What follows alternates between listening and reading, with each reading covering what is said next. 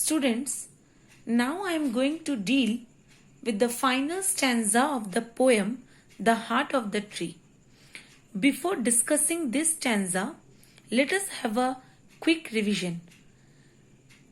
Till now, we have understood that the poet asks a simple question at the beginning of every stanza and suggests the answer to the question.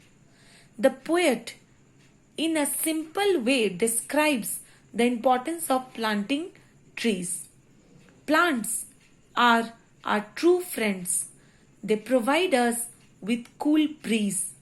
They not only beautify the nature, but they give all the benefits.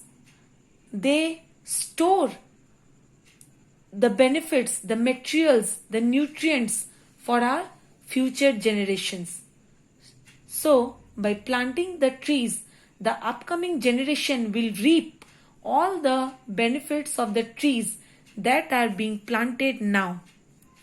Let us start the third stanza. What does he plant who plants a tree?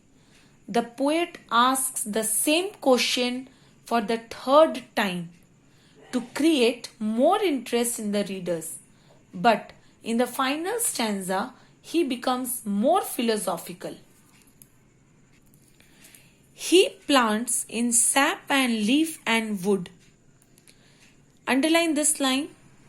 By sap and leaf and wood, the poet describes that all the benefits, all the blessings that we are getting from the tree are present in every part of the tree, are present in every cell of the tree.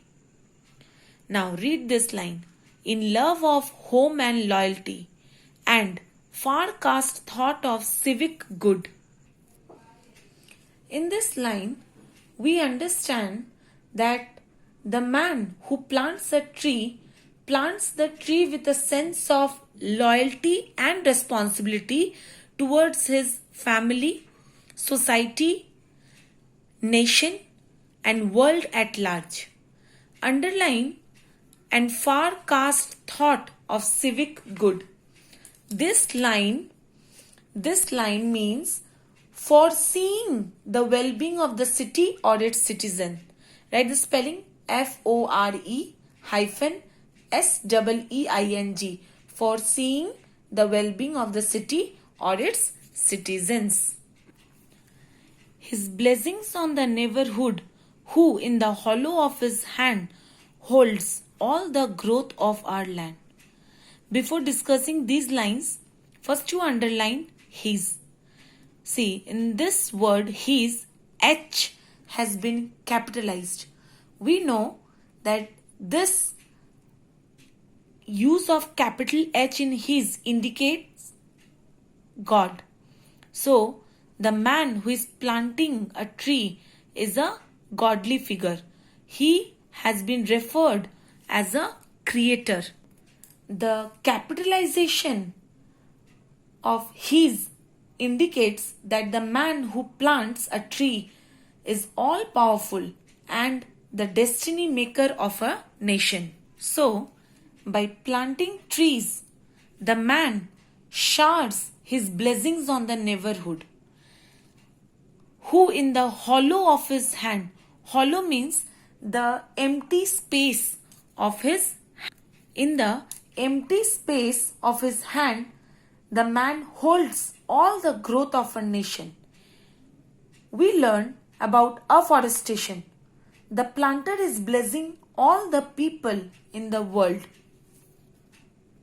He holds the future progress of mankind in his hands. Our land will become barren without trees. The poet becomes more anxious and could see that the growth of the universe is only possible by planting more and more trees. See this line. A nation's growth from sea to sea stirs in his heart who plants a tree. Now, question may arise in your mind. In what way a nation's growth depends on planting trees? And answer is very simple. We all know wood is a very important trade product, and thus import-export within countries ensures the economical growth of a nation. Therefore, the poet requests all human beings to plant trees for the well-being of the society and its citizens. See the last line. Stirs in his heart who plants a tree. What does he stir in his heart? He stirs a feeling of doing good to mankind.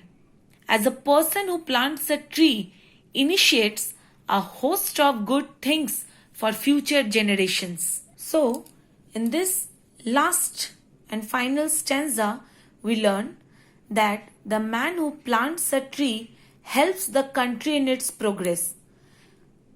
His heart is overjoyed because by planting a tree, he helps his country to grow from sea to sea. Students, in the beginning of the poem, I told you that I should discuss the significance of the title at the last. So, let's see. The title, The Heart of the Tree, is an appropriate one. Why? We know the heart is one of the most important organs in the entire human body. The human heart pumps the blood, which carries all the vital materials and nutrients. Likewise, a tree has certain qualities which are as essential as human heart for survival. Students, you know trees absorb carbon dioxide and give out life-giving oxygen for us to inhale. Trees cause rainfall. Trees are essential for the future generation. So, the word heart here thus signifies the most important quality of the tree. Thus, it can be concluded that the title is appropriate as the poem is about trees and their importance to our survival. So, by reading the poem, we understood the theme of the poem. That is, first, the trees are very important for our environment. So, importance of trees for our survival. Next is the civic duty. It shows our concern for the future of the earth. Trees are responsible for beautifying the nature. Trees are responsible for the growth of mankind. Students, I hope you have understood the poem. Now, you will read the poem thoroughly, properly, and carefully. And you all are given a workbook. In the workbook, you will find assignments. Read the extracts. Extracts are given. Read the extracts properly and answer the questions that follows. Thank you.